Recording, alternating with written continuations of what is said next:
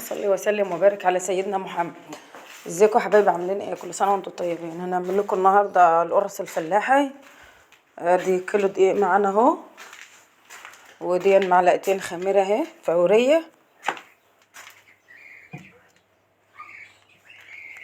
ودي نص معلقه ملح وكيس فانيليا،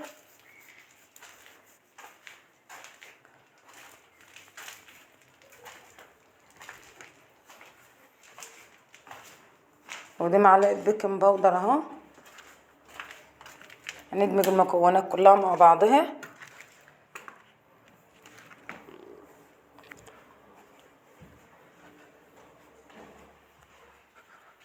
ومعانا كوبايه زيت على سمنه اهي ماكس، زيت على سمنه. هنبس الدقيق مع السمنه،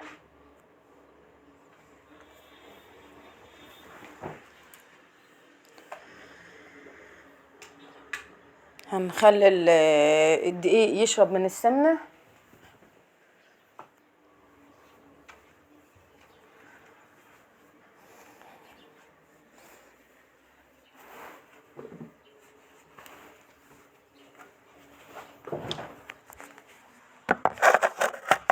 صلوا على النبي في التعليقات واعملوا لنا لايك واشتراك. لو انت اول مره تشوفينا اعمل لنا لايك واشتراك.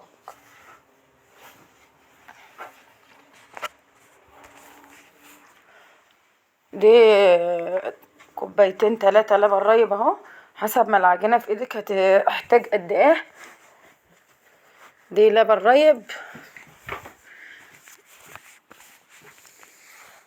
لو هي العجينه احتاجت منك كمان بعد كوبايتين اللبن الرايب ده، ممكن تزودها ميه او لبن عادي، مفيش مشكله.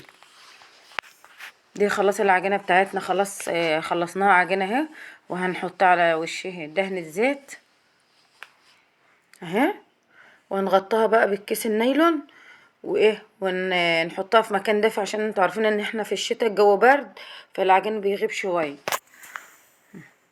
نحط عليها كمان فوطه بيضه اهي، وهنغطيها كمان بحاجه تقيله كمان، سيبها تختمر بقى. خلاص العجينه بتاعتنا هي اختمرت، بس ما اختمرتش 100%. هنقرصها، تقرصي على الحجم اللي انت حابه تعملي عليه. انا هعمل متوسط، مش هعمل لا كبير ولا صغير، متوسط. صلوا على النبي في التعليقات. هنقرص عجينتنا كلها وهنسيبها. بعد ما تتقرص هنسيبها ترتاح. العجين في الشتاء بياخد كذا مرحله لان الجو برد، فالعجين بيغيب شويه في التخمير.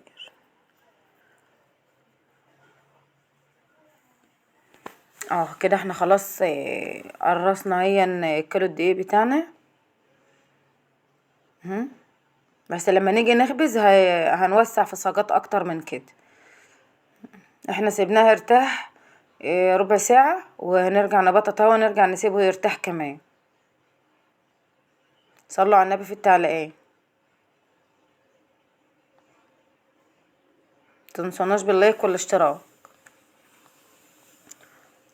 انتوا عارفين ان احنا في الشتاء، والشتاء بيحب الاكل، فاي تغيير الكيلو الوقت بقى منها 120 و130 جنيه، فاحنا اما نعملها في البيت مش هتتكلف المبلغ ده كله. وبعدين انت بتعملي بقى حاجة نظيفة بايديكي.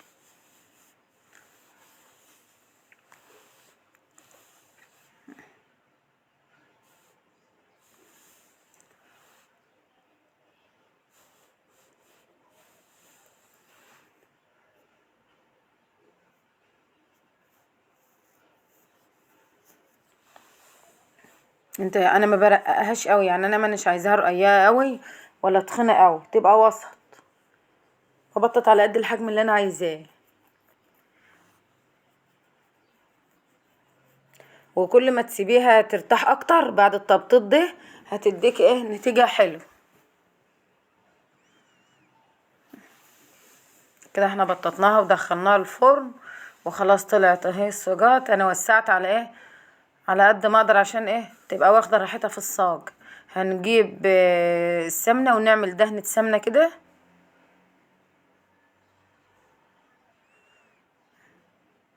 السمنه دي بتديلها لون جميل وطعم حلو في نفس الوقت.